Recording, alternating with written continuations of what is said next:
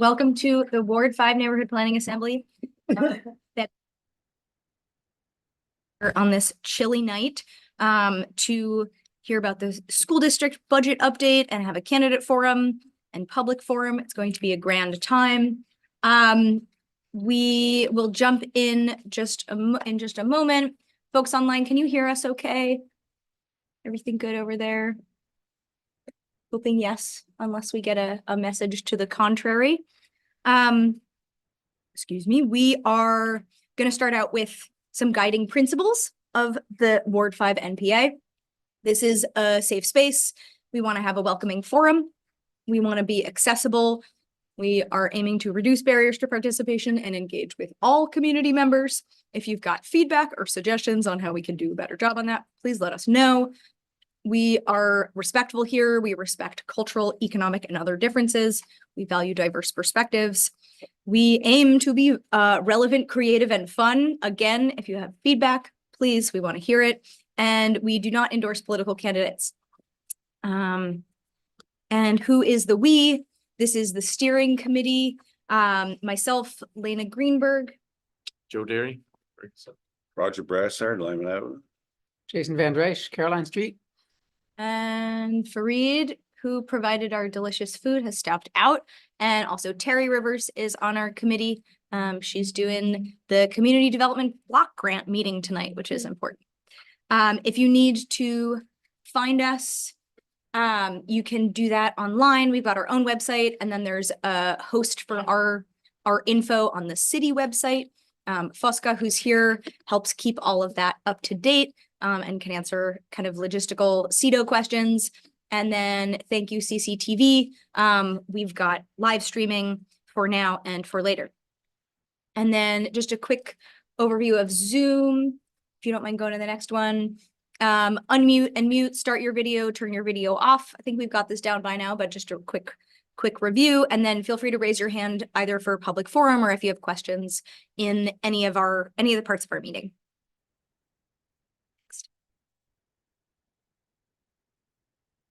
Sorry, that's okay. Cool. Okay, our agenda tonight is we are trying to be welcoming. We will soon turn to public forum, hear from folks who want to share. Then we're going to get an update from Nathan about the school district budget. And then we'll have a little candidate forum. That is also me, at which point I will stop moderating. And Ben Travers, our current city councilor, will be joining us.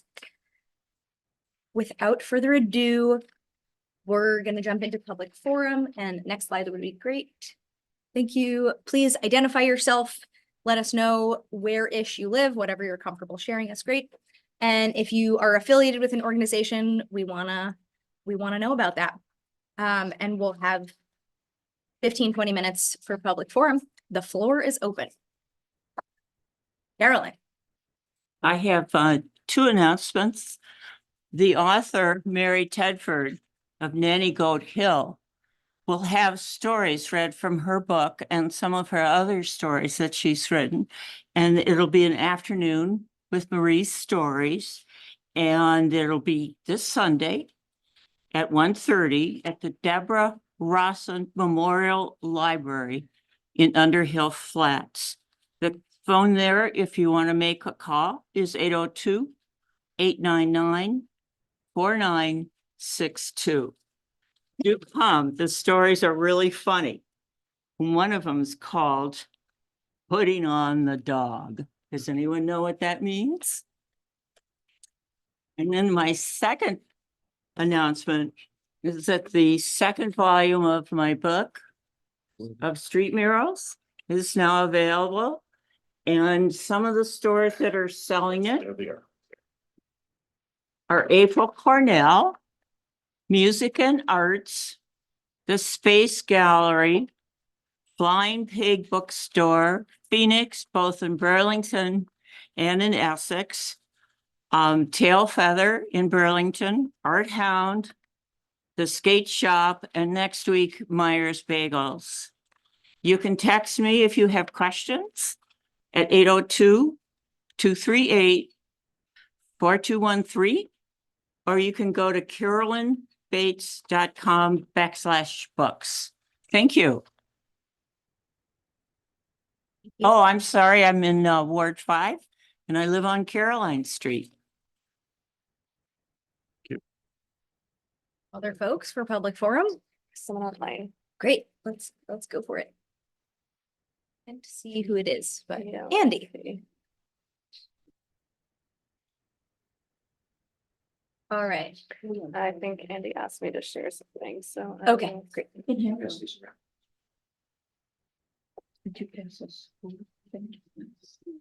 Thanks, Oscar.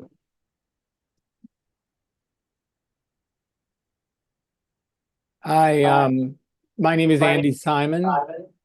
I live on Locust Street. Getting quite a bit of feedback here. Not sure why. Turn off your speaker.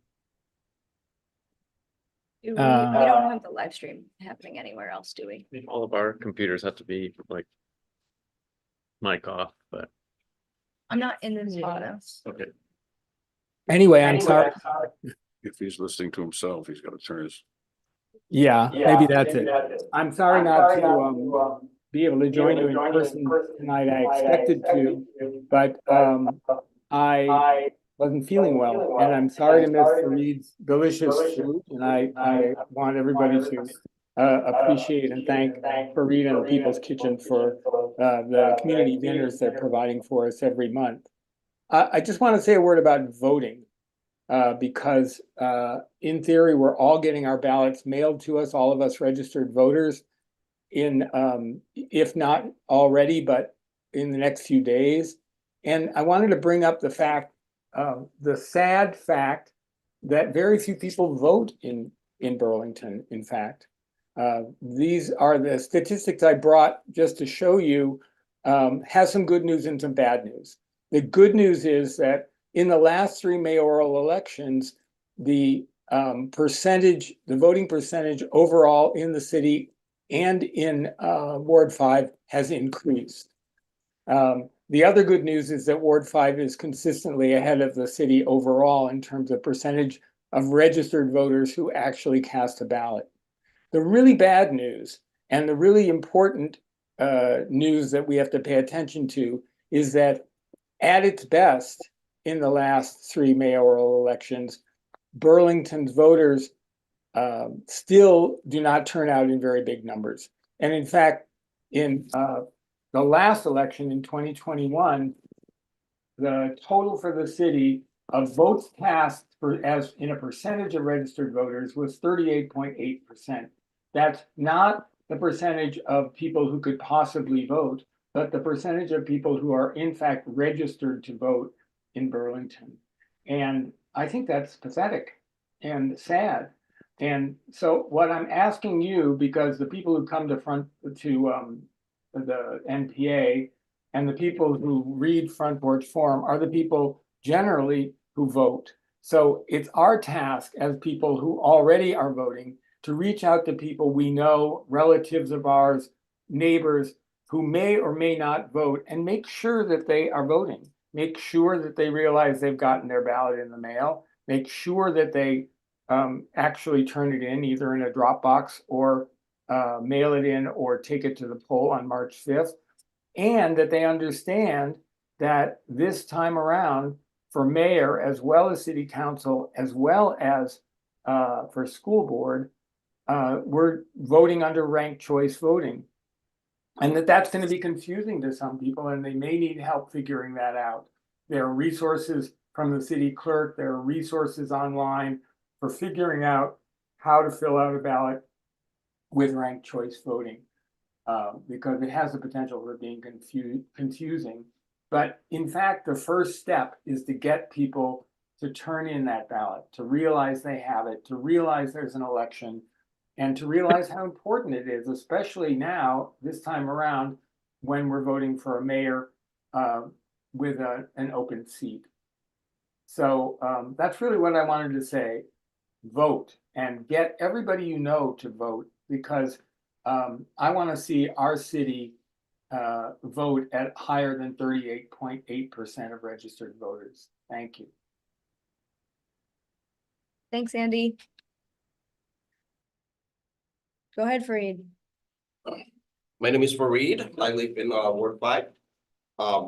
To follow up on what Andy was saying, I do think that people, elections don't really matter like as much in people's life because often like people don't really matter in elections. And I am a volunteer for Democracy in Action. We are a group of voters who last election brought question 8 to the ballot. We were narrowly defeated, but we do believe that people have a right to have a say in all the decisions that impact our lives. And we want election day to be the celebration of democracy that it is. And instead of just selecting among a few people to make the rules for the rest of us, or approving rules that they propose, we want to be able to follow up what other voters in Vermont have, which is the power to propose ordinance and to pass ordinance by majority rule.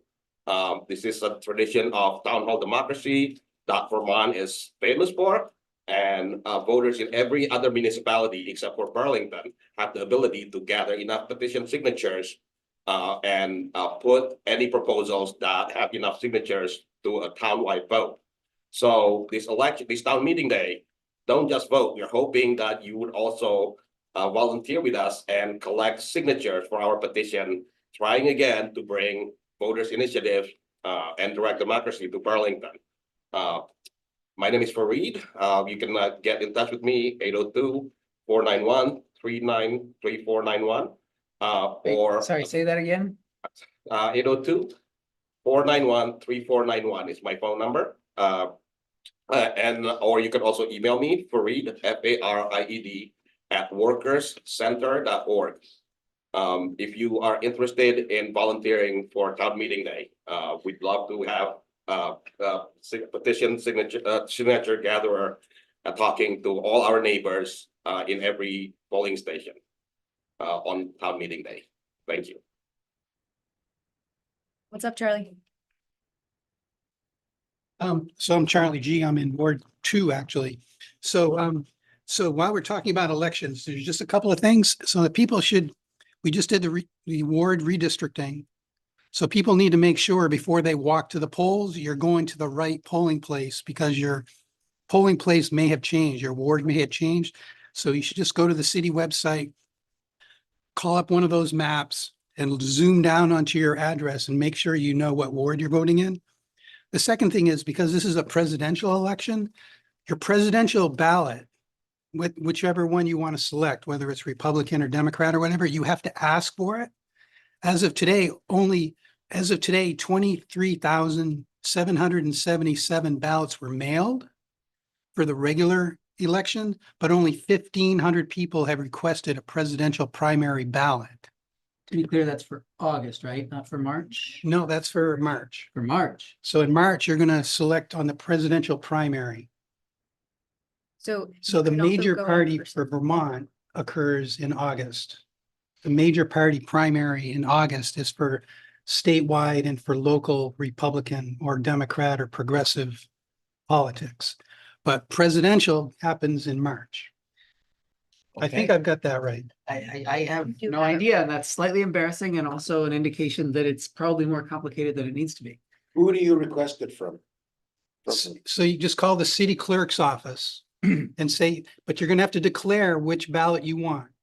But if you go and vote in person, you don't have to ask for it. That's Correct? You can just show up at the polling place. Right. If you do it at the polling place, the first thing the person checking you in is going to say is which party primary for president do you want So to this is vote? only if you want to vote by mail. What you're saying, you have to request it in advance. Yes. Check. Sorry, I just want to make sure I get all the details right here. And Charlie, what's your last name again? GIA, 2 N's and ONI. Any other questions? Thank you. Oops. Yeah, Carolyn. I thought we were getting absentee ballots a couple of months ago, and I know I got something in, They just barely got oh, this was mailed in out. January. And I had, held on to it. I had no idea. I didn't open it. And then finally I opened it and you're supposed to vote for president. So I vote and send it in. I don't know who sent it to me or who it came from? Okay, it's Did anyone true. else get one? So the city mailed out the local and statewide races just this week. So those just barely started going. So probably no one's received one yet in the room. No, But the but presidential ones you could have requested as early as January. I don't think I That's- requested anything, but it came. So it shouldn't have. That's a possibility. That's a very Gotta possibility. help. My mom's not around, but she would have done it. Yeah, I requested one from the Secretary of State office and I've already received it for the presidential primary. Okay. Sorry, you're saying you requested from the Secretary of State. Didn't you just say requested from the city? Yes, so you could go into the Secretary of State of the state of Vermont. So that's the statewide site, and you can order one there Online. online, yes. But most people just call this city clerk's office, clerk's treasurer's office and ask for one, Or just show up at the polling place. or just show up. So actually, let me say one last thing. So I just said 23,000 got mailed out, but only 1,500 have been requested. So what's going to happen on election day on March 5th? Like you're going to have hundreds or probably 1,000 or 2,000 people are going to go to the polls just to vote on the presidential. Okay, so you lost the whole advantage of having the thing mailed to you if you still go to the poll and wait in line and get a ballot to vote in the presidential. You see, so I guarantee you there's going to be hundreds and hundreds of people that go to the polls only to get a ballot for the presidential because they neglected to order a presidential primary ballot ahead of time. I guarantee you there's going to be hundreds and hundreds of people that do that from past experience. That's good, right? I mean, that's bigger turnout. Yeah, it's That's a better. Big party. It's better to go there in person and vote, I would suggest, than not to vote at all. But if you just request the darn thing, they'll mail it to you, which is a lot easier than going to your polling place, waiting in line and voting. Unless you like to talk to your neighbors or Yeah, whatever. I'll put in a plug for going to the polling place if you have the flexibility to do it. It's super fun and you always see people and I don't know, maybe I'm just a geek for voting. This is I pulled up the website, the city website with all the election information. So you can find all the info there. And there's like Charlie said, the annual city election ballots was mailed to everyone or is being mailed, and the presidential primary has to be requested. And you can also look up your ward. You can look up like Burlington, Vermont wards, and then the first link, City of Burlington, and then press the first link within that page, and you get to this, and you can type in an address and see which ward you're in. So like, 800 Pine Street. DPW is 645 Pine Street, yeah. And then you get brought there, and it says the polling location as well, Burlington Electric Department for Ward 5. So yeah. All right. We have to wait in line now and those hundreds of people. are gonna- Well, now is a great time to say thank you to all of our election workers who are going to be managing all of us in droves, hopefully on March 5th. Anything else? Yes, go ahead, Jack.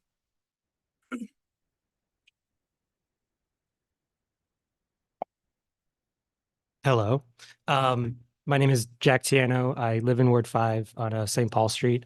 I just kind of wanted to give like a brief comment on the neighborhood code. I know that this is something that has been bubbling up on the Front Porch Forum, and a lot of people have been having a lot of questions. As someone who's been like deeply involved in this whole process as a housing advocate, I wanted to just say in person to anybody who might have questions that I think this is a fundamentally fantastic thing for the city of Burlington. There are a lot of confusing aspects of it that might make it seem scary or not good. I would be happy to have conversations with anybody who wants to kind of get into the weeds on that. But ultimately, the takeaway is that I will hope that if that goes against maybe how you've been thinking about it, that you kind of look for some of the people who want to explain or answer some of your questions. the city planning staff, I believe, has a kind of like information session, I believe on February 20th. I don't actually remember where that is, but there is something coming up where they'll be talking about it in depth.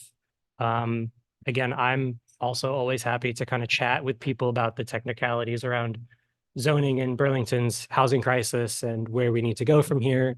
But I would also really encourage anybody who is excited to see the first step towards legalizing more housing in Burlington to show up on February 26th to the city council meeting where there'll be a public hearing and just really show support. Ultimately, this is something that will re-legalize the types of neighborhoods that we have here in Ward 5. I mean, the Five Sisters neighborhood, I think, is a prime example of what real kind of like Burlington style urban density looks like in the city, just like the Old North End. Those are some of the most beautiful and historic and lively neighborhoods in the city. And that's the type of development that this is kind of re-legalizing. And I don't think that should be scary, hopefully, to anybody. So again, just kind of wanted to pitch that out. It's really important. It's a first step. There's so much more that we need to do on housing. I'll end it there. Thank you. Thank you, Jack. Keep it quick. Public comment, yes.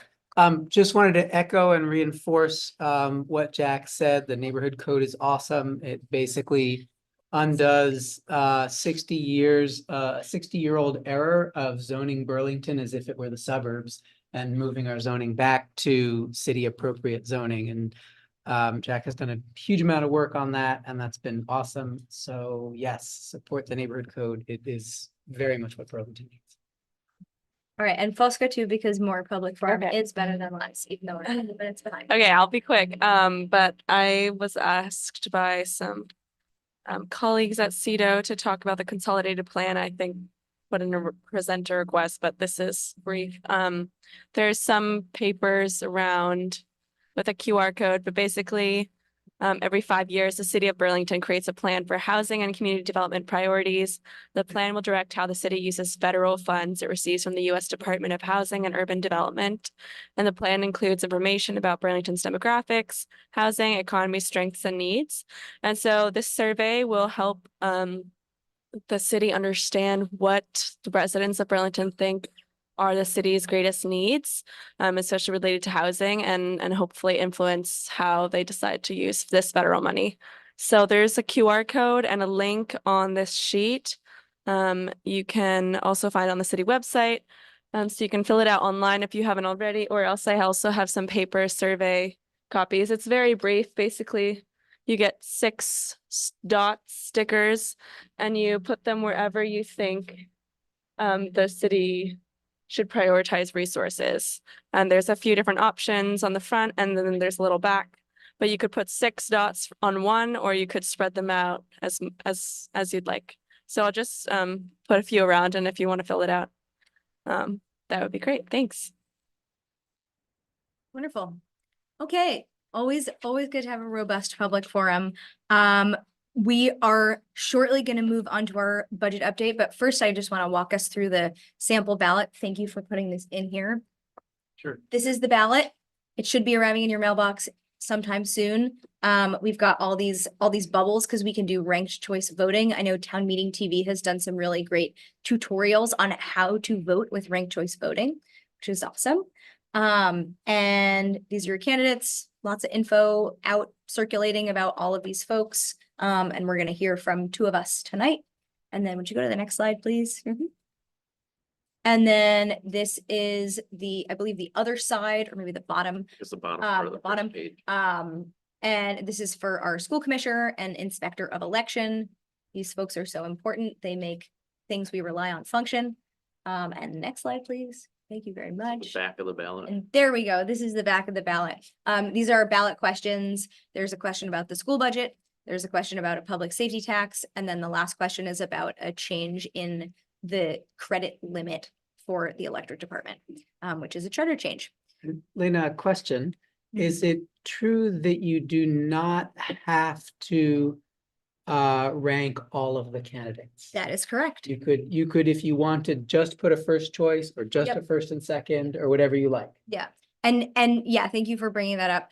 You shouldn't rank someone you don't want your vote to go to, because the way that, right, the way that ranked choice voting works is that if if your first choice candidate doesn't get enough votes in the first count, then your vote will get redistributed to your second or third choice. So if you say, oh, you could vote for all 4 candidates, but if there's a candidate you don't want, you should not vote for that candidate. Then you're voting against the person you want. So yes, great question. And I really encourage folks to check out the Town Meeting TV tutorials about how this works. Okay. Time for our school district Where's the? update. I believe that these slides came Oh, there we go. separately. Yes. And if we want to switch them over, Nathan, hi. Hi. Welcome. Come join us anywhere there's a mic, Hey, I'm here. wherever you want to be. I've Yeah. got some handouts too, so why don't I, at the risk of having everyone read these instead of. I'm not really slowly. Right. Guess there's only 2 of us here. Yes. Thank you. Okay, thanks. Here with the mic is great. It's not going to amplify your voice in the room, but it's really important for the folks online. So you Great. don't need to Hey, Charlie. And who's running the show on the screen? Okay, great. Thank you. there we go. All right. Give me a signal when you want me to go on. All right. Good evening, Mike. Watch out with these. Make their way all the way around here first.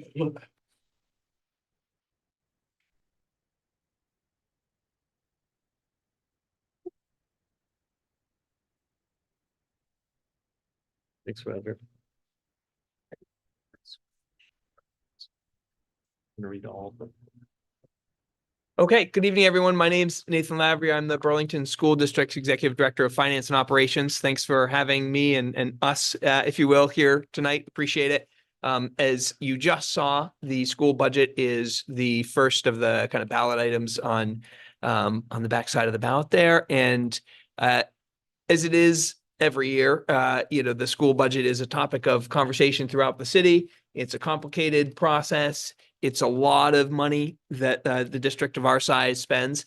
This year, it's extra complicated for reasons that we'll talk a little bit about during the presentation tonight. But I'm going to try to move fairly quickly to leave time for questions. And but if anyone needs to slow me down, go ahead.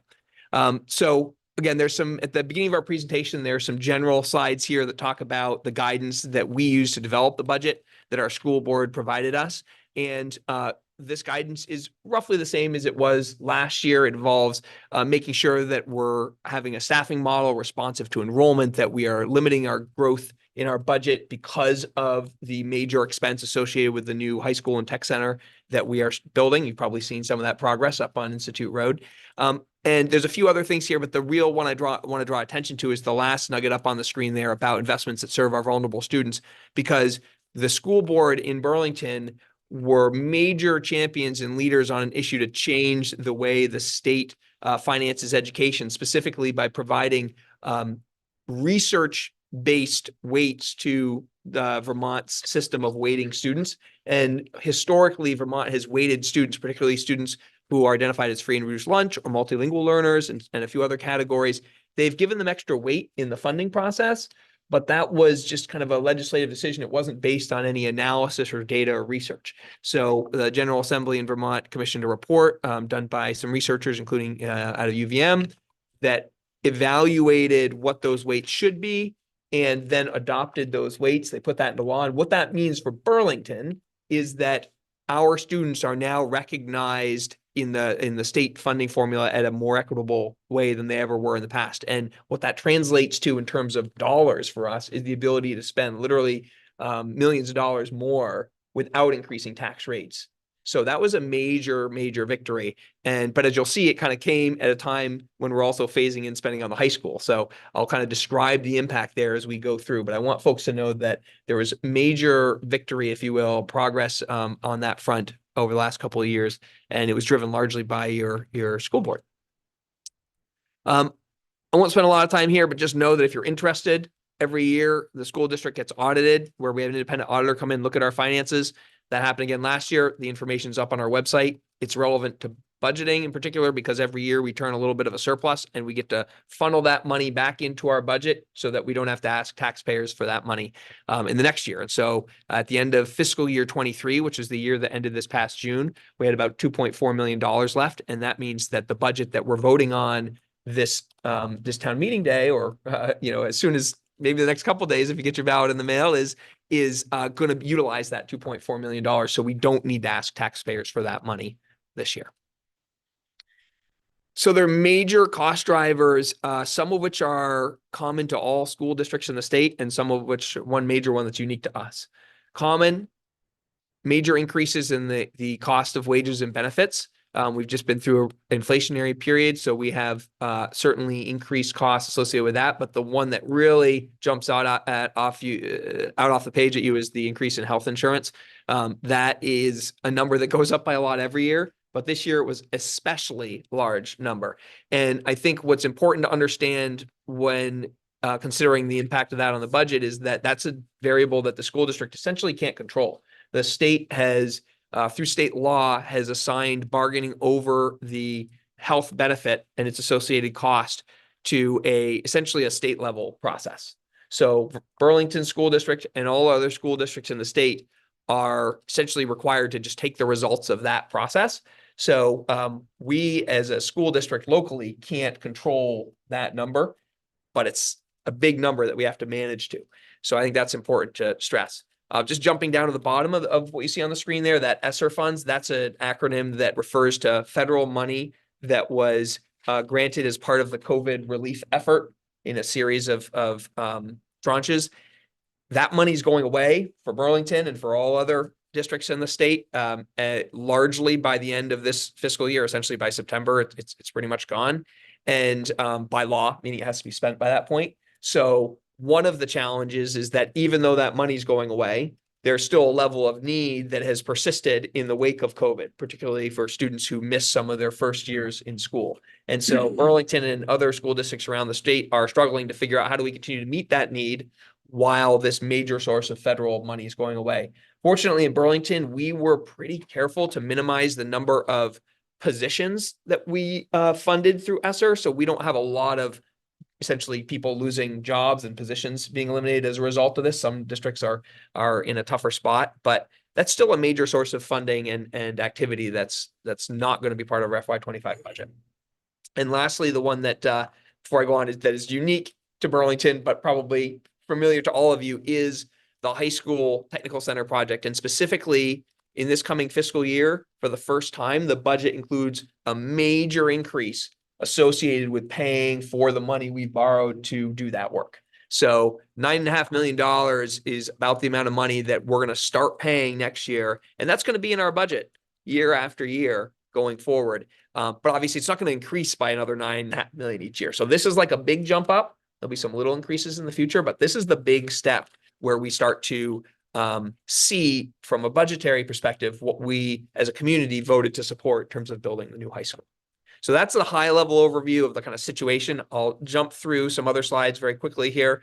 I talked about the impact of the bond. You can see there's some information here. I think what's important to understand is essentially this is driving a lot of the tax rate increase that you see in terms of the variables that are unique to Burlington. It adds about 10 percentage points to the projected tax rate increase. So, and what you'll see later is kind of in the mid-teens. So if you take away or take out the high school, if we could do that, you'd be right back to a number that probably look more familiar to us as a community in the kind of 4 to 5% range. Next slide, please. So this is the slide of that the superintendent used to recommend a budget to the school board. I'm going to talk about the three major categories on this slide. There's operational investments on the left. We just talked about some of those cost drivers there, but those are essentially costs that we have little to no choice in terms of needing to perform those services. A few that I haven't really talked about, right? But the lease of the downtown high school space, increasing our lease for a Rock Point facility where we're locating some of our alternative programs. Sarah Holbrook lease is only a 1 year, but it's a cost associated with relocating some students to Sarah Holbrook because we're doing a major renovation to the Integrated Arts Academy. We got to put those students somewhere. And so some of them are going to Sarah Holbrook. The YMCA rental is because we don't have a gym space in the downtown high school. So we have a partnership with the YMCA so that students can access their facility for physical education.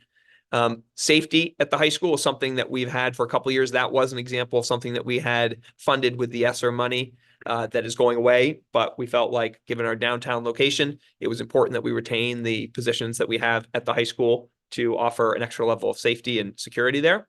And then finally, HHB and Title IX investigations, which are federally required processes. And we have just seen, as we've gotten better at complying with that law, we've seen that the number of investigations that we are required to perform has gone up. So that's the operational kind of investments and what's driving, as you can see, $15 million of addition. The next two columns are programmatic investments and reductions.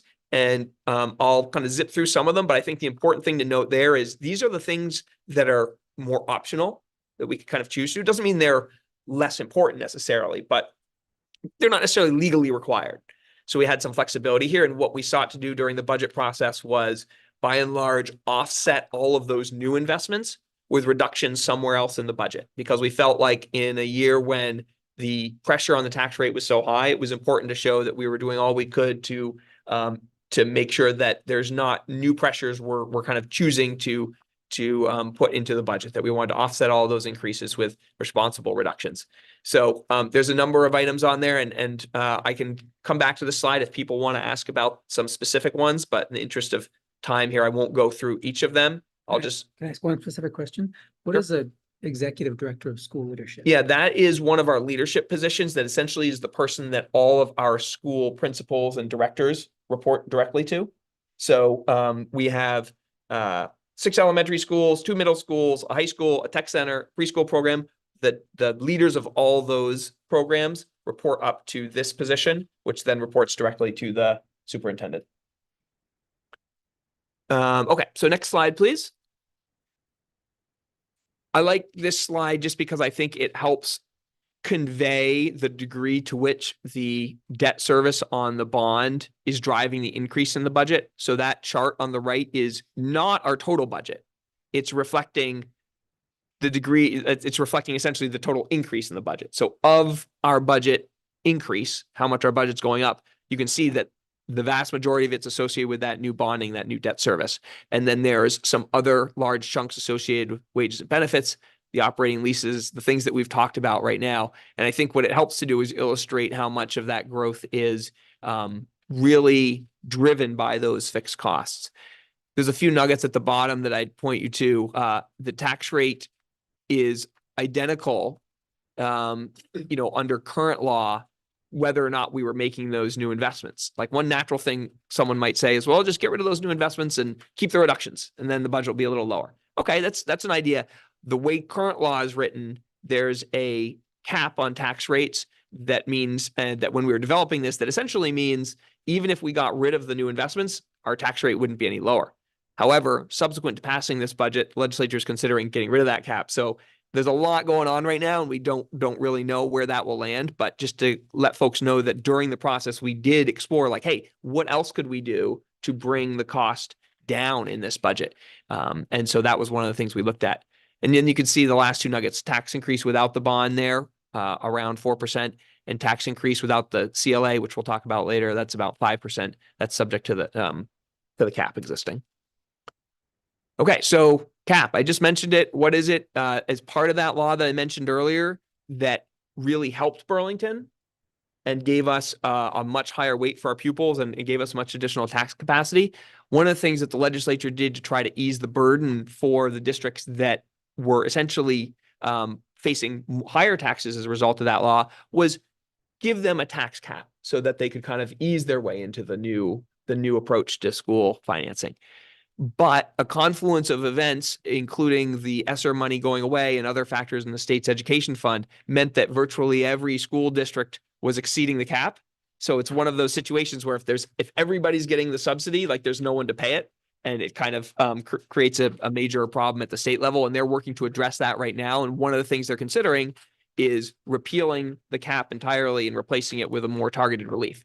So the natural question is like, what does that mean for Burlington? And fortunately, the difference between us being capped and us not being capped is not very significant. So in short, it's about 1.5 percentage points higher tax rate increase if the cap goes away. So that is more, but given where we are, we're talking about going from about 13.97% to 15.6% tax rate increase. So, that's the scale that we're talking about with the cap. So sorry, if they repeal the cap, it gets worse for Burlington. Yes. However, and this is, I'm not going to go deep into the weeds here unless you guys ask me to, but if they repeal the cap, depending on what else they do and the way the education fund works, repealing the cap means there'll be a lot of communities, not just Burlington, that are sending a little bit more money into the education fund. And when that happens, it actually brings down everybody, including Burlington's tax rate a little bit. So it's a funny system where it sounds kind of circular, but essentially like, if you were kind of doing it sequentially, it'd be like, okay, the cap goes away, your tax rate's going to go up a little bit. Ooh, but now there's a lot more money in the education fund. Everybody across the state's tax rate's going to go down a little bit. It wouldn't go back down below the capped level. So we would still be a little bit worse off, but there's a kind of iterative process to calculating it. Okay, next slide, please. Oh, sorry, go ahead. How long does Burlington have to pay the bond for the high school? Well, we haven't fully bonded it, so there's going to be a few more years, but and I have to go back and look, but we're talking, I think, about 30-year term. But I double check that, 20 or 30 years, a long time. Yeah. So common level of appraisals. This is the other challenging element that we faced when developing this year's budget, because the common level of appraisal is an approach that the state uses to determine the extent to which a community's property is valued at market value. And the idea at the state is if you have property at a fair market value that's the same as someone else in the state, no matter where they live, has the same fair market value, and your communities both choose to spend the same amount per pupil, you should have the same tax rate. The common level appraisal says, okay, but we want to make sure that districts who maybe, or communities who haven't assessed their property, perhaps as recently as Burlington, are still paying their fair amount. They're not just letting their property values decline from fair market value by not reassessing them. So the impact of this is that when the CLA goes down, meaning our property values have gone up, and therefore for tax purposes, your taxable value hasn't gone up yet, but your market value has gone up of your property. This mechanism adjusts for that. And everyone in Chittenden County essentially got hit by this because property values over the last few years in Chittenden County have gone up significantly, which means that the property value on the tax bills that Burlington sends out is below the fair market value. And the state adjusts for that through the CLA mechanism. But as you can see in the bullet that's highlighted there, the blue one, the CLA drives our total tax impact from whether you apply the cap or not, essentially from 5 to almost 14%, or from 6.5 to a little over 15.5%. So that the difference between those two numbers, which is around 9 percentage points, is driven by the CLA. It has nothing to do with school spending or anything that we control. It has simply to do with the fact that the fair market value of property in Burlington is much higher than the assessed value for tax purposes. I know that everyone's totally with me on that, but if we need to come back to it, we can. But just understand, if you understand nothing else, understand that it's a big change to the number that appears on tax bills, and it's another example of something that the school district can't control. So I asked this question when 2 of our school board reps were here last week, and I didn't understand the answer. Maybe you'll have a better shot at it.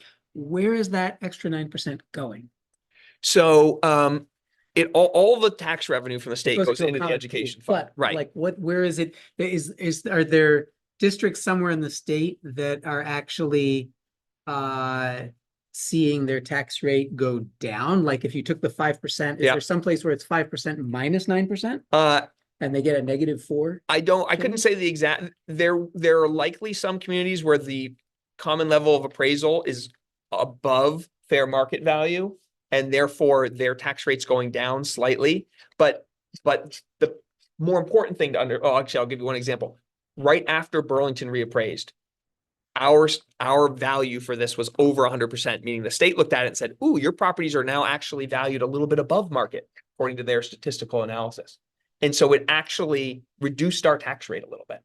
But I think the crux of your question is the CLA doesn't generate more or less money into the ed fund overall, so much as it just makes sure that it's coming to the ed fund essentially in a fair way. An overall surplus. No, it doesn't generate an overall surplus. What it really is trying to do is ensure that if there's another community that's spending just as much per student as Burlington, but let's just say that they haven't reappraised their property in 20 years or something like that, and therefore their property only is valued at 75% of the market, they're going to have an even bigger increase to their tax rate, such that, again, we would be paying the same for a property that has the same fair market value. So it's really an effort by the state to a fairness mechanism. But when you go through a period where property values appreciate rapidly, that means that the associated tax rate goes up a lot. I think the challenge for a lot of people is just because you're in a property where its value appreciates or increases over a few years doesn't necessarily give you more cash to pay your tax bill. And that's really, I think, the crux of the challenge people face. Okay, next slide, please.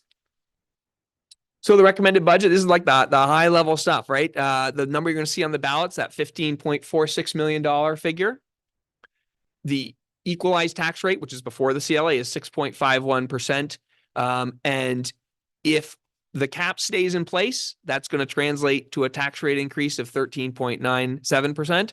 If the tax rate goes away, or the cap goes away, then our tax rate will likely be higher, probably in the order of 15.6%. But like I said, the tax rate is never fully set until the state legislature passes laws about each year, as they do, about what the some of these various inputs will be to the education funding formula. So 15.6% is our best guess at the time. So is 13.97%. But those numbers could shift. I think they give a fair kind of approximation of where we'll land, but we never know exactly what number it will be. And we never know that during even after we vote, to be honest. Spending per long-term weighted ADM, that number is the number that drives the tax rate. When I talked about communities spending the same amount, having the same tax rate. So it would be comparing that 13,901 figure to another community that was spending that amount or about that amount. And, the total budget is the one, 119 million. That's the number on the ballot. I think I said it was the 15, but 15 million is the increase. The 119,604,000 is the number that will be on the ballot. What does that mean for taxpayers? We provide a couple of examples here. So in the first example, the tax on a $370,000 homestead, right? That's an increase of $749 a year. And a $500,000 homestead is estimated to be an increase of a little over $1,000. Question that's come up, these numbers are roughly in line, or at least the portion of these numbers associated with our bonding are roughly in line with what we projected when we were considering as a community the bond vote. So we're pretty much in line with where we thought we would be, which is it's a lot, but it's at least encouraging that we're less kind of in line with the estimates and what people's expectations were when they were voting. And on the next slide, we show the estimated impacts, hypothetical impacts for payers who get an income adjustment to their bill. This is a little complicated because what you pay is still based on your property, but you get then an adjustment based on your income. And so when one of the common misconceptions is that people who are income adjusted won't feel any impact to budget increase. That's not true. They do get an impact. It's just felt differently. And as you can see here, a hypothetical payer who has a $50,000 income and that's the basis for their adjustment would see a $134 increase. And if you were at 120,000, which is toward the top of the eligibility for that benefit, then you'd see a $321 increase per year. Okay, we're just about, is that the last slide? Do we have one more? We have one or two more. Okay, well, there's the ballot language. You saw that. So yeah, I think, other way. Sorry. I think we have one or two more. One more ballot language. So That's just what the language is. Oh, keeps jumping back. Okay. Yeah, I mean, there's, not much to say here. That's the ballot language. And I think that may be it. So yeah, I'll pause there and take any questions. Thanks for sticking with me. I know it's a lot of material, and there is a lot of material on our website too. So if you really want to dig deep and look at some of the other information, Jason's shaking his head no, but it is available to you. I gotta ask, are you buying Advil by the bushel these days? Yeah. Hey, I enjoy this. I'm happy to talk about it. Wow, I have bad, more power to you. I'm impressed. Thanks. So what happens if the budget is rejected? So, short answer, if the budget's rejected, then I probably do buy a bunch of Advil, and we have to go back and figure out what we would do to come back to the community. And it's difficult to say because we don't yet know how the legislature will change the law. Under current law, if the budget was rejected, it would be really hard for us to do much that would actually reduce taxes, because the way the cap works and so forth is such that essentially what we did some analysis, and we said, what would it take to bring, for example, the tax rate below 10%? And because of the way the cap, and even without the cap, because of our bonding, we'd have to lay off a significant number of teachers, like a number of teachers or positions district-wide that would be probably untenable. So we don't have a lot of options in that regard. Certainly we could tweak a few things here and there in the edges, but we couldn't easily move the projected tax rate increase from where it is now to like 3 or 4% without massive layoffs. So the school construction would not come to a halt. School construction would not come to a halt. We've borrowed the money, so we're on the hook to pay back. I mean, we could stop the school construction, but it's not going to change the amount of money we have to pay back to the bank for it. So there wouldn't be a good reason to stop the construction. Who calls? Go ahead. Hi, I'm Mike Fisher. I live in Birchcliff neighborhood. Nice to see you again. Thank you for your hard work on this. I know that the budget work is, you say it's fun, but for most people, it's not. We're very grateful for people like you. Yeah, very grateful. So I used to be on the school, I used to be a school commissioner, and this guy has really done a lot for our community. So he deserves our thanks and appreciation. Thanks, Mike. My question is on the legislature is working on some way to address this 5% cap that had an unintended outcomes. What the school board is putting forward is just ignoring the stuff that's going on in Montpelier, saying we're going to put this amount forward regardless of what's happening in Montpelier. Is that correct? I mean, I wouldn't say ignoring it. I would say what we have elected to do thus far, although the board could kind of 11th hour change their mind on this, but essentially we, when we presented a budget and the board debated it, we talked about what the options were. And an option that is possible is delaying a vote and waiting to see how the legislature, like what solution they work out. So that's there's law around that. It can be done, but there's a couple, I think, pretty powerful arguments against doing it. One of them, as I talked about, is to the extent that we know or can reasonably predict the impact with or without the cap, the difference for Burlington isn't very big, right? So we're talking about 1.5 percentage points on that tax rate increase versus the challenge of essentially having all those ballots having to be reprinted again at some future date and holding an election just about the school budget. Kind of the logistical challenges associated with that, as well as just the kind of messaging communication. And because we don't know whether any change in law would actually prompt us to try to propose anything that's different. So I think at this point, we're on track to go forward with this, knowing that there is some uncertainty about the tax rate impact, but there's always uncertainty about the tax rate impact. It's just that it's kind of more pronounced this year because of this issue that developed with respect to the caps. But yeah, so I think for that reason, I'd say I wouldn't say they're ignoring it because I think everyone's aware and thinking about it, but definitely, I think there are some communities around the state that will probably delay depending on their budget situation. I think in Burlington's case, particularly because so much of our spending is driven by the bond, there's not a great incentive to delay. Bond and the CLA, right? Yep. Well, the CLA is not spending, that's tax rate, but right, but spending driven by the bond. The reason, I mean, two of the big reasons why the taxes are going up that they are is the bond and the CLA. Yes, that's correct. So the Montpelier, what's going on in state government is not looking at adjusting the CLA in any way. I wouldn't say no one's talking about it. I've heard that people are talking about it. I've even heard some school districts are kind of asking the state to examine that. But the major energy right now in the legislation that's being debated, that's you're reading about in the newspaper, that's all associated with getting rid of the cap. So it would do nothing to change the CLA impact, at least as I've, the latest I've heard on it. Thank you.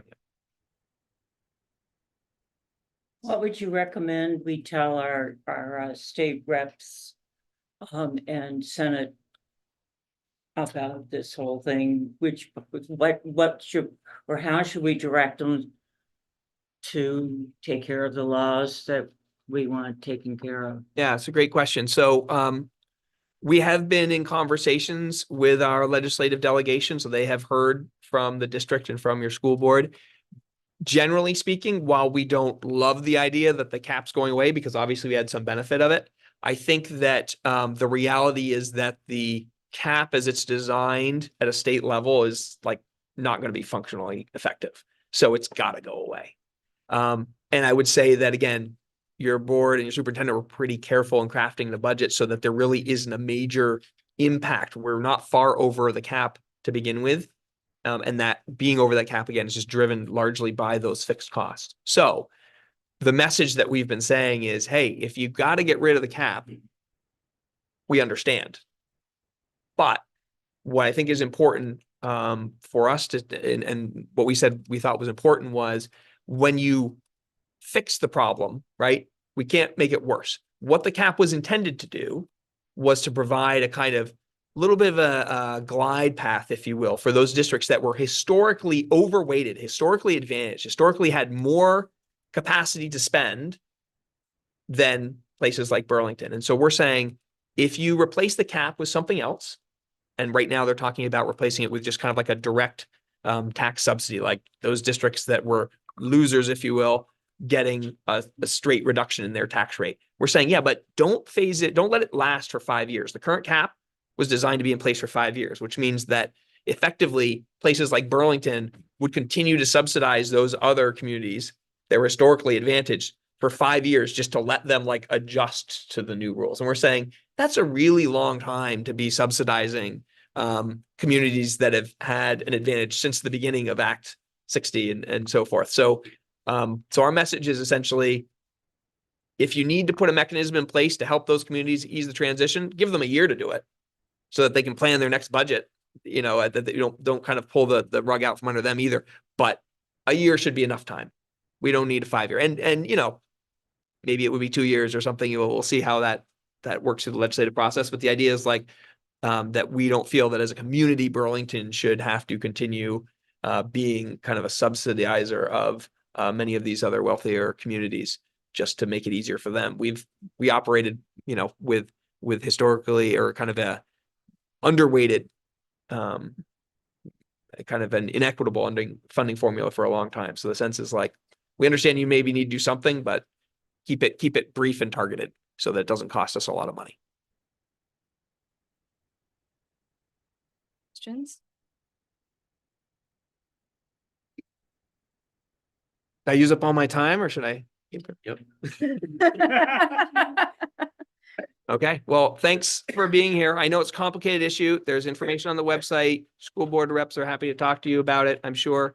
But it's something that we appreciate you taking the time to study and understand because it's really messy this year. And as you'll see, Burlington and many of, if not all of our surrounding communities as well, are facing double-digit tax rate increases, which is not something that I've encountered, at least in my 9 years of budgeting, I think here. So it's going to be a challenging year, but we've got a good reason for it, in my view, particularly when we think about the high school that we're building for our community. Okay, thank you all. Thank you for coming. Yes, thank you. Should we give them a?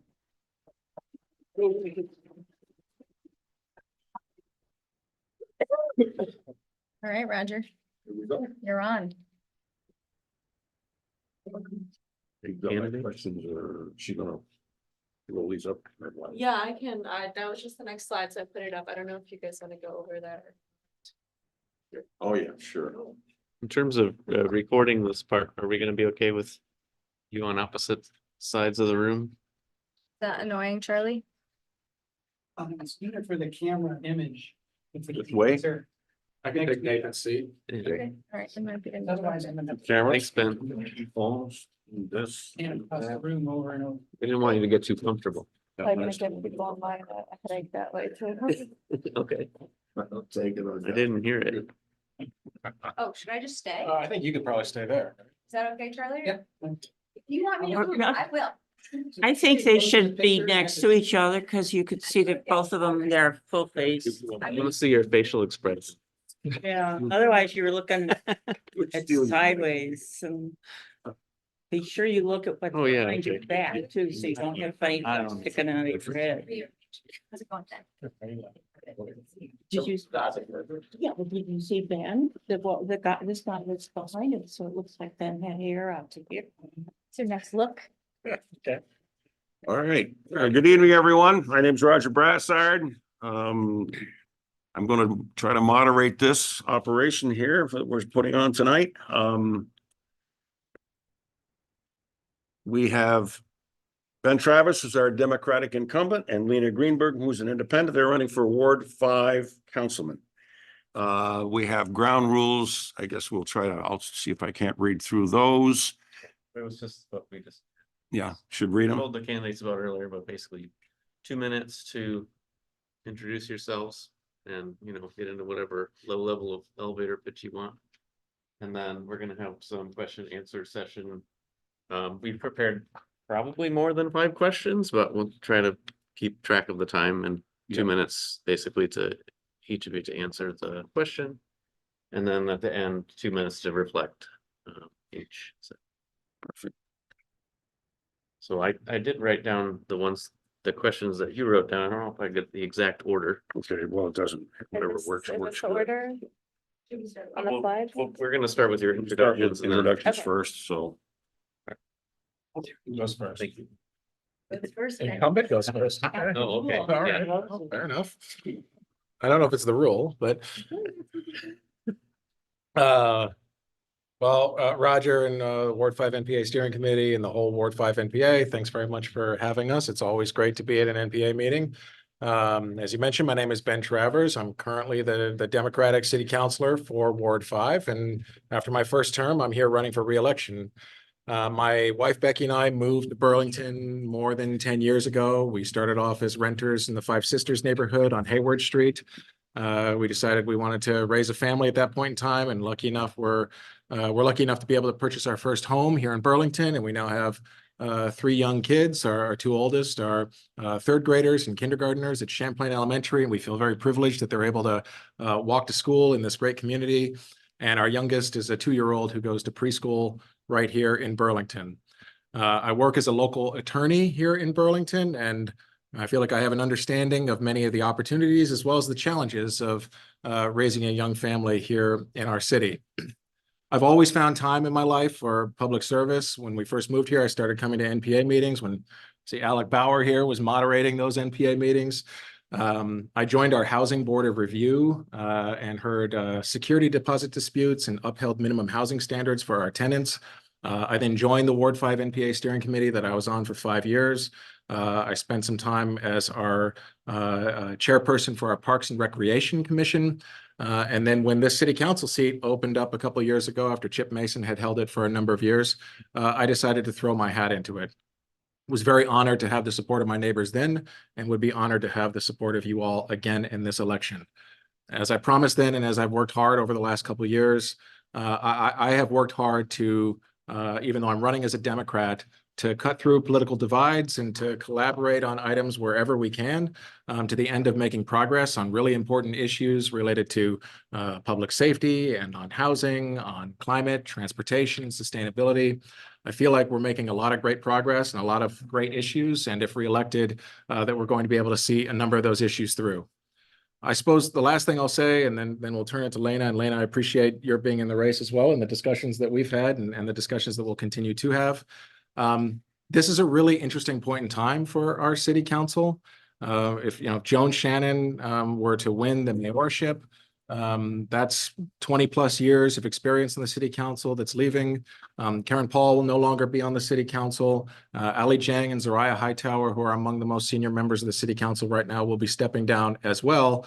And if I'm reelected, interestingly enough, I will suddenly find myself as, even just after the first term, being the third most senior person on our city council.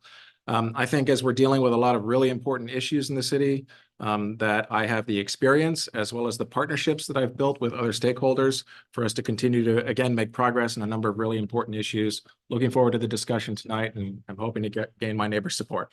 Thanks. Thank you. Lena. Thanks, Roger. Thanks, Ben. Hey, everyone. My name is Lena Greenberg. I use they, them pronouns. I have now taken off my NPA steering committee hat and I'm putting on my candidate hat. I live up on Maple Street in the King Maple neighborhood, the north end of the south end. And I absolutely love this community. I feel so lucky to live here. I would like to live here for a long time.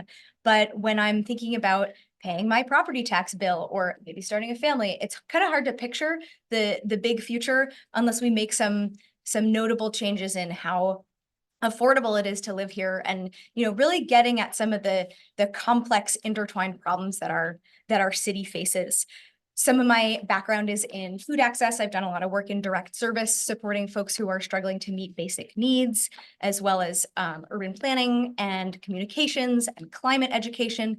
I'm a millennial. It's hard to have one job that pays you enough to stay alive, so I've had many. And I hope to bring experience from all of that work in saying, okay, we have folks who are struggling to meet basic needs, and we have systems that have determined how hard or easy it is to meet those needs. How can we help folks out while we change systems that make it possible to move towards a more stable and safe and livable community, whether that's in Burlington, New York City, where I grew up? All that's really important to me. I know that there is a lot on our city's plate right now. Again, all of these things are connected, and we, I think, have been looking at the drug crisis, the housing crisis, the affordability crisis as not as connected as they are. What our council has been doing, I know, is hard work and is insufficient. We are no longer living in a reasonable time, if that was ever the case.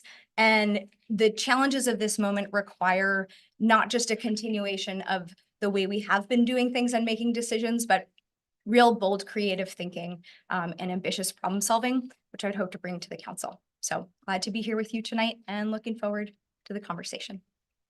Thank you, Lena. Okay, first question. Would you consider housing the most important issue for the council in the next 2 years?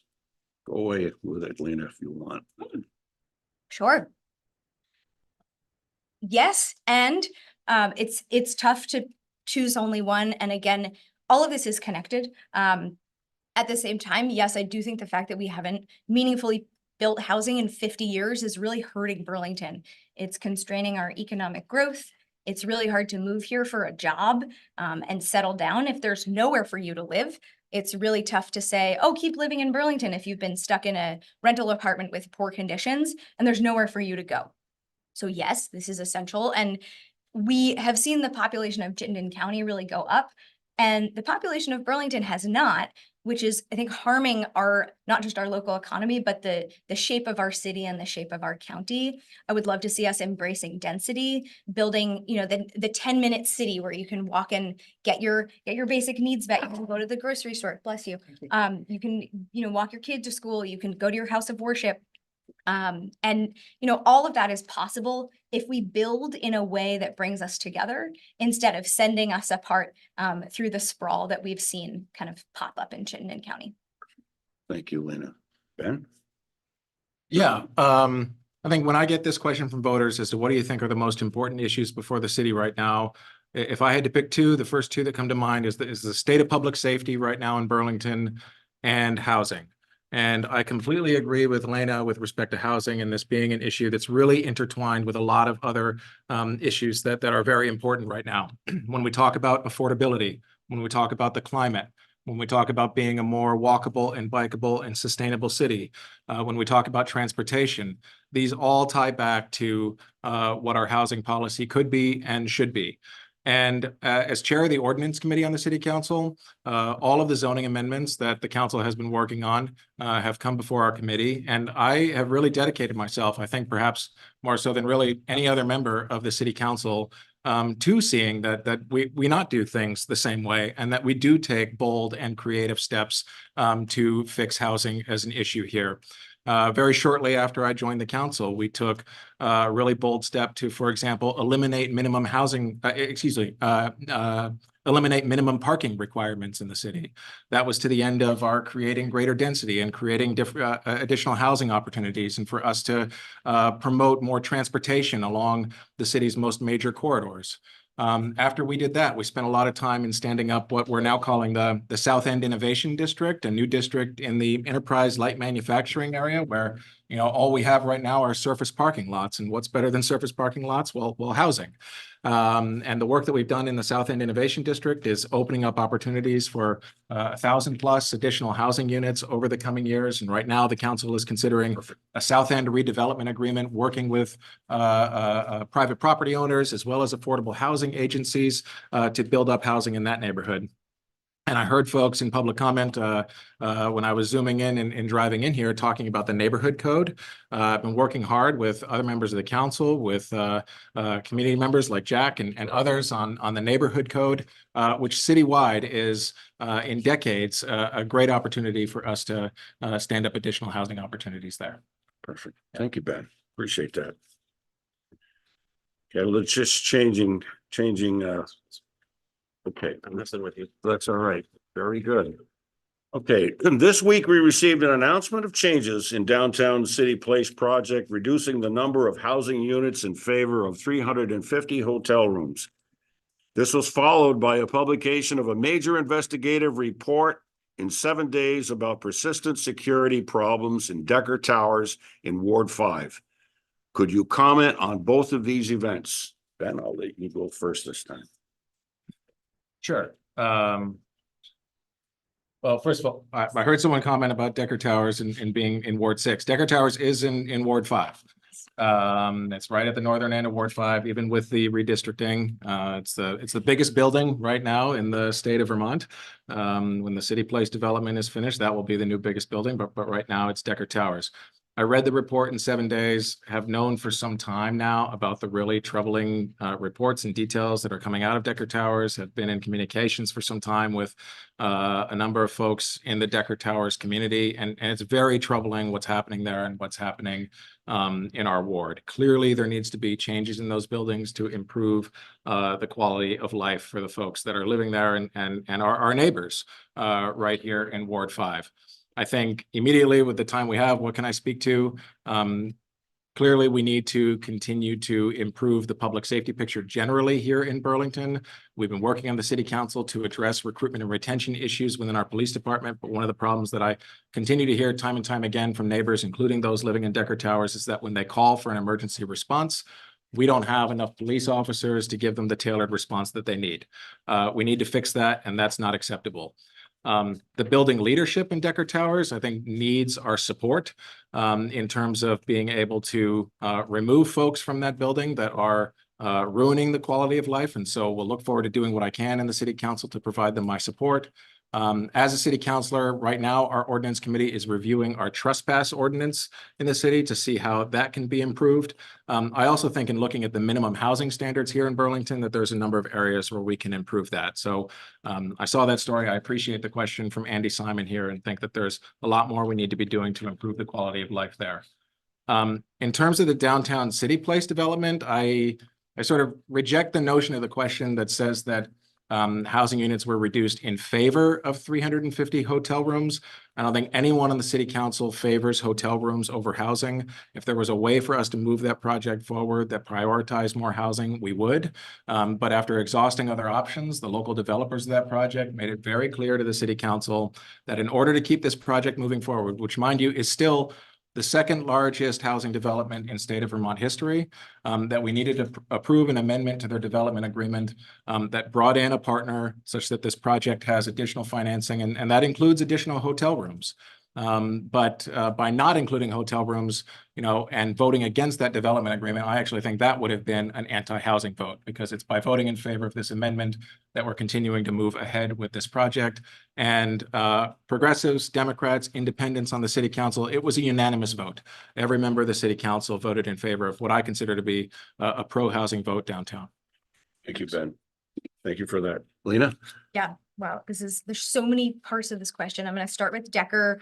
I was there pretty recently chatting with folks, both on the new resident advisory board, as well as Steve, who's at the head of BHA. It seems like everybody's kind of been screaming for help from Decker for a really long time. And it's troubling that it took a reporter from an independent newspaper to raise this to the level of getting attention. I've heard an assortment of challenges in fixing the problems at Decker. It's not just one thing. There's the ADA requirements that make the doors stay open. It's the high cost of private security. Maybe there could have been a community development block grant for that, but we missed the window because that, those dots were not connected. I was chatting with the fire chief who said, we have folks go in as part of the community response team. They don't want to go into Decker without a police officer, but there's no police to accompany them. It's not just one thing. So really taking the time to see all of the ways that things get worse and all of the levers with which to make them better will really help us out here.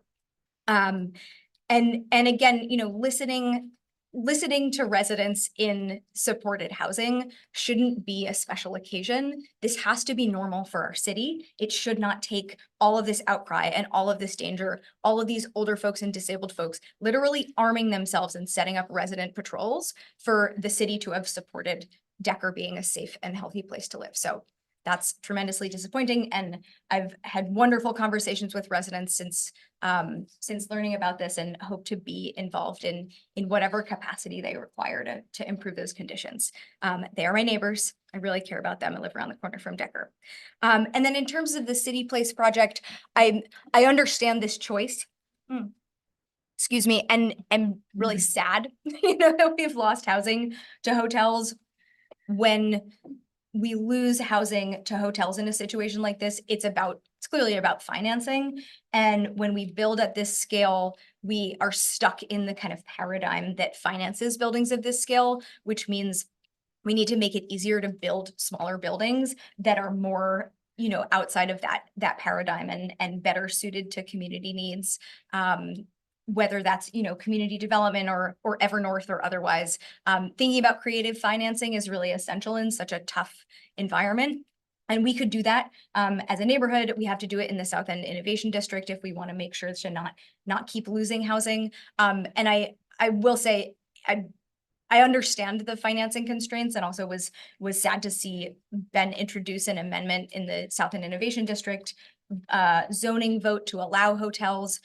They are not housing. We are converting hotels to apartments and continuing to prioritize building housing and figure out that creative financing at the city level, at the state level, in coordination with federal dollars is so essential to alleviating the tremendous housing need we have. May I respond to that? Just Certainly. because I was just called out by name there. So again, even in the South End Innovation District, keep in mind that the intent there for that district is to build a new neighborhood, to build a mixed use community for folks to live, work, and play in. And I think when you think about a neighborhood, when you think about downtown, when you think about Burlington, you think about housing, you think about coffee shops and cafes, you think about gyms and bookstores and shops, you think about hotels as well. It's an important part of the fabric here in the city. Now, to be clear, I don't think anyone favors hotels over housing. I think if we're ever provided that binary choice between hotels and housing, we're clearly going to err on the side of housing. But right now we're in a picture where if you are building a large housing project in Burlington or really anywhere in the country, particularly given the high cost of construction now in terms of interest rates, in terms of labor costs, you need to present a project to banks in order to get it financed that's going to pencil out. And unfortunately, right now, large housing projects, it's difficult to secure that financing because they are not penciling out in that same way. So I did introduce an amendment to allow hotels as a permitted use in the South End Innovation District, but again, not to the end of favoring hotels over housing, but to provide housing developers another tool in their toolbox to build more units here in Burlington and here in the South End. So I was disappointed that that amendment failed. But we still have opportunities to build housing here in the South End. I just don't think developers have the same tools available to them that they otherwise would have. I mean, we could go back and forth on this all night. I want to make sure we get to questions. I'm happy to respond if folks want me to respond. Okay, thank you. Thank you for that. Okay. Yeah. So yeah, we are a city of 50,000 people who will be funding our new high school. What can you suggest to the council for them to apply pressure to our state government to assist us in paying for this school? Lena? Sure. Glad we just heard so much about the school budget one more time. The first things that come to mind are the state certainly should support us. The construction aid that ended many years ago is sorely missed.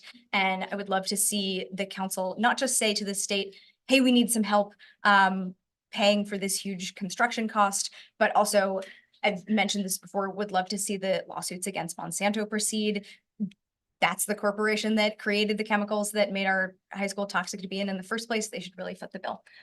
That's hugely important. Otherwise, there's other parts of the school budget that keep getting more expensive. And the one unshakable piece is private health insurance. The cost of private health insurance is going up for everyone in Vermont. This is a huge expense on top of those big property tax bills. And if we say, oh, we need some help right now with this tax thing so that we can get through the year, that's important. But what we really need is a new way that we tax people. And we also need a new healthcare system. I know these are these kind of lofty goals, but there's a piece of legislation, Act 48, in Montpelier right now that a number of our representatives are championing that would bring affordable healthcare into the mix for Vermonters. This would be great, not just for helping pass our school budget, but also for making sure that people have the healthcare that they need, regardless of your financial situation. This is an economic justice issue. It's a health issue for everyone in the state. What else? We need to tax folks based on their income, which I know is connected to the school budget, not exactly the question, but is worth mentioning. If we don't fundamentally challenge the way that we ask people to pay for services, we're giving folks an impossible choice. You should not have to choose between affording to live here and affording to fund city services. That is simply not fair. Thanks. So I agree with Lena that if we could find a way to pay for this with lawsuits through Monsanto, if we could find a way to cut private health insurance costs by standing up a universal healthcare system here, if we could find a way to pay for it through an income tax weighted more towards wealthy individuals here in the state, I think that those are really laudable goals that we should consider exploring. But all of those goals are goals that are not within the control of the city of Burlington, right? Ultimately, standing back up a statewide education fund, switching our taxation model to an income tax-based model, changing our healthcare system. These are all goals where we're going to need partners at the state level in the legislature to accomplish. I'm really proud that I've developed relationships with a number of those partners in my first term on the city council. In my reelection bid here, I have the support of both Representative Tiff Bloomley and Representative Gabrielle Stebbins. We've built a great partnership and relationship over the years, and if reelected, we'll look forward to continuing that work. And on our school budget, it's one of the main places, I think, where we're going to have to leverage those relationships. It's really troubling to me that Burlington taxpayers are almost solely on the hook for having to pay for the cost of a new high school that our state mandated to be closed. On top of that, as we just heard from Nathan, we now have a 14%, maybe 15.6% apparently tax increase on the ballot. Well, more than half of that proposed tax increase is mandated by the state because the common level of appraisal system. I was at your last NPA meeting talking about just this. I think our statewide education financing system is broken. We need to find a way to stand back up a school construction aid program. We do need to find a way to come up with a different taxation model such that school districts aren't surprised by a 9% plus increase that we just learned about in the first week of January, leaving our school board just 2 weeks to figure out the impact before they had to send our budget to the ballot. So we need partnership at the state level to fix this. We have been applying pressure through the city council on this matter. At our last city council meeting, I did introduce a resolution that did just that, asking our state legislature and our governor to take a look at our statewide education funding model, to stand back up a school construction aid program, and to try to provide communities like Burlington some immediate relief to the astronomical tax increases we see on the ballot this year. Thank you, Pat. Perfect. All right. Say you guys are really hard to take notes for because there's a lot to get. I was wondering what you were typing. So, all right. I'm gonna just add number this one here. I'm gonna ad lib a little bit. I'm 78 years old. I've lived in Burlington all my life, and I can remember the very first time I saw a murder in the paper, and I thought, wow, I was a little kid. And now we see it every day. And let me get into this with that. The governor stated that violent crime has drastically increased in the state. We have been witness to a number of drug-related murders and other forms of violence in our area. What can you bring to the council to make our city safer? Lena? Should I go first again? Ken? All right, Ben. Okay. Yeah. Let go. I'm sorry. I lost my flip flop here. Yeah, that's Let very me fine. backseat drive them up. Thank Yeah, you. yeah, yeah. Thank you for keeping me honest, Lena. So as I mentioned at the very beginning, I think if you were asking me what are the two biggest issues facing our city, one is housing and the other is the current state of public safety. So I appreciate this question very much, Roger. And like you, I'm deeply troubled by statewide the rising rate of crime. I'm troubled by the extent to which that rate of crime is related to an increased drug trafficking market here in Burlington. And we need to find a way to turn the corner. I think at least in part, the uptick in violent crime and in drug trafficking here in our community is because of the staffing and recruitment and retention problems at our police department. You talk to law enforcement officials, prosecutors in our U.S. Attorney's Office, for example, who have been here for some time, and they will tell you that Burlington used to be a place that drug traffickers knew not to come to. They knew not to come here because they were going to get caught. And unfortunately, you're not seeing that being the case right now. And it's by no means the fault of our police department and the folks that are here. It's the fault of the folks that are not here and the staffing challenges that they've been facing. Because of folks who left our police department in the last few years, we lost, for example, our street crimes unit. This is a unit of about 5 police officers that really are the eyes and ears of the police department that are out there on the beat, so to speak. We lost that. We need to bring something like that back. So in my first term on the council, I've been proud of the steps that we've taken to help our police department address their recruitment and retention challenges. We approved their standing up a position specifically dedicated to recruiting new officers. We signed off on a new police contract for our police union, as well as every other unionized city employee that has helped them with staffing. And we've seen it, sort of the proof is in the pudding, so to speak. At the end of 2023, we had one of our largest academy classes in recent memory as we hired 6 new police officers here in Burlington. If you talk to the police department, they now do have a staffing plan to stand back up our street crimes unit. And I think that we're on the right path there. I will say, though, that not every single one of these instances is appropriate for a police officer's response.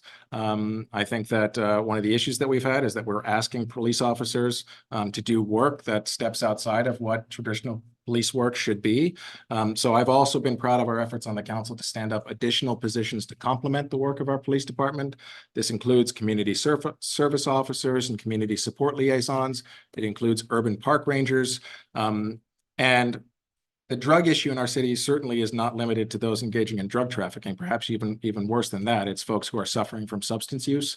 We've stood up a new critical response team within our fire department and are now working on standing up a new CARES team in our police department that will be staffed with behavioral health professionals and other medical professionals who are really able to get to folks the tailored response that they need and deserve. If reelected to the council, looking forward to continuing that work, Roger. Thank you, Ben. Lena. First, we certainly need to reduce the demand for drugs in our city. The vast majority of these crimes are related to drug use. The drugs on our streets are incredibly dangerous and incredibly potent. And reducing that demand comes from an assortment of strategies, I think really three. The first is we need to provide mental health support and structure and accountability for folks who are struggling with addiction. The second is housing. We need low barrier shelters and detox beds, places for people to go. If you're trying to get clean and you can't go somewhere where you can get support, you probably are not going to get clean. We have to help people out who are struggling. And then the last piece is economic stability, helping folks meet basic needs so there's no need to steal. And we've seen so much retail crime, and addressing that is really going to making sure that people can meet their basic needs is going to bring down that crime, hopefully help us intervene. We have so many wonderful folks and services already in Burlington. They are not well networked. There's the community response team, the police, the CSOs and CSLs, the Howard Center, the list goes on. And this is a beautiful thing.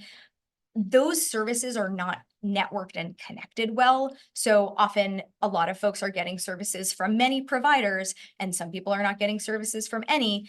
So as to best use our resources, we need to make sure those services are coordinated and also make sure that we have resources, hopefully by drawing down more opioid settlement dollars for the community response team and others, to make sure that folks can get service even when they're not in crisis.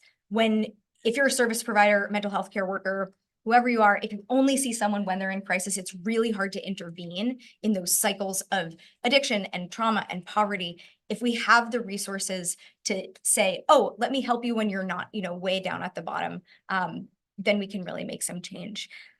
It's also worth noting that the police department has not just had trouble with recruitment, it's also had trouble with retention. The chief, I don't think, has necessarily created good conditions for folks to work in and often escalates himself, and other officers have needlessly escalated in situations causing not just harm and trauma to folks, but also yielding taxpayer lawsuits, taxpayer funded lawsuits, excuse me. And we need to make sure that folks who are joining our police department are coming into a safe and welcoming work environment. I have some questions about how leadership and training and support for officers can shift so that we make sure that this is a good place for people to work and they want to stay here because we need them. And then last but not least, there are other crimes that are not drug related that are about having weapons in the home that are unsecured. I'm really glad that the Howard Center has locks and safe places to store firearms so that we don't have horrifying accidents with firearms in the home happening. It's worth thinking about the full slate of why danger happens and why firearms get fired. And that's certainly a part of that picture. Thank you, Lena. I think we've pretty much gone to the end of the line with this. I think we gave you 5 questions, right?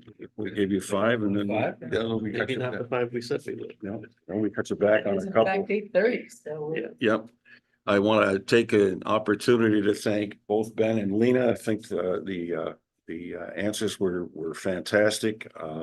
Does anybody have any questions at all that they want to bring up to either one of the candidates at this time? Wow. There we are. All right. Thank you all whoops. I just want to thank both of them for the time that they're committing and then just thank them very much for running. Absolutely. Absolutely. I think they're doing a great job.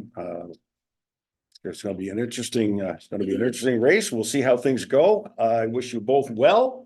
And thank you all for coming this evening. How do we close? We'll give you a moment to, if you want to Oh. say it.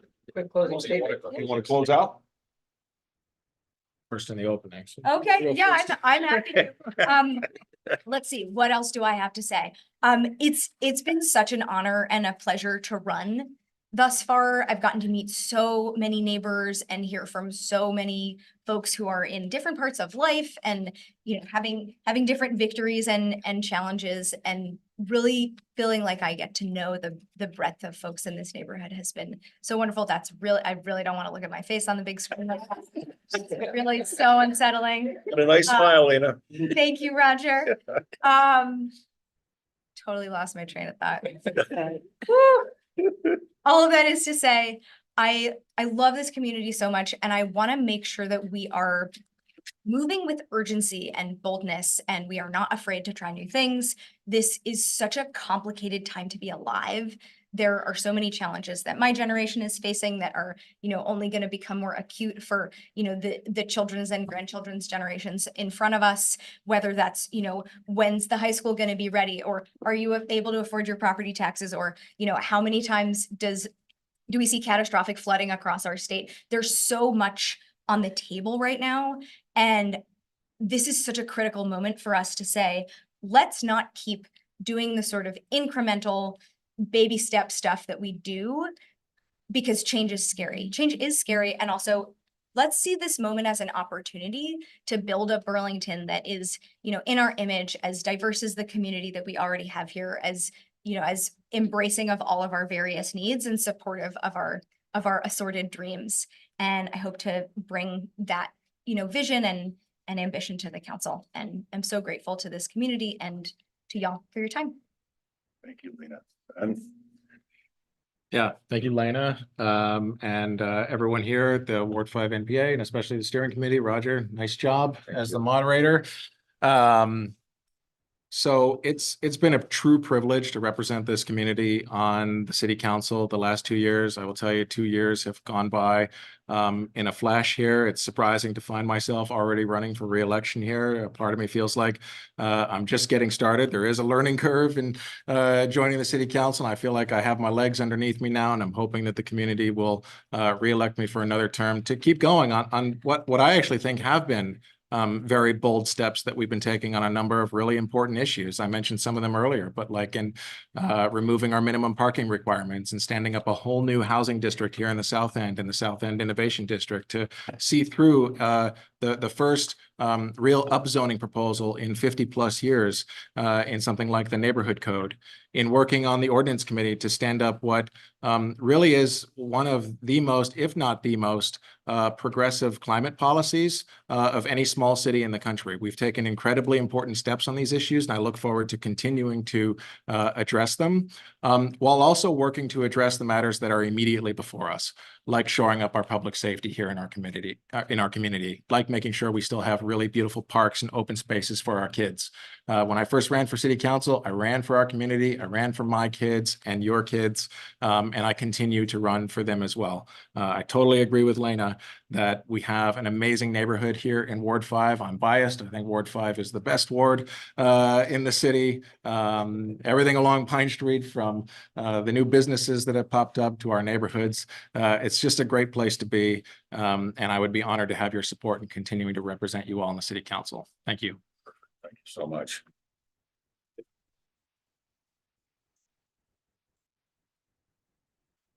I have to agree. I can remember when Pine Street was a street that you drove through. Now it's a street that you drive to. Exactly. So. There we are. There's a bumper sticker. Think of that. Thank you all, everyone, for coming tonight. I wish you all safe travels on the way home. Rod, fantastic food. Thank you again for everything you did. And that's it, ladies and gentlemen. Thank you all. Have a good night. Thank you, Roger. Thanks, Roger. We don't need to. You have your vote container, you wanna bring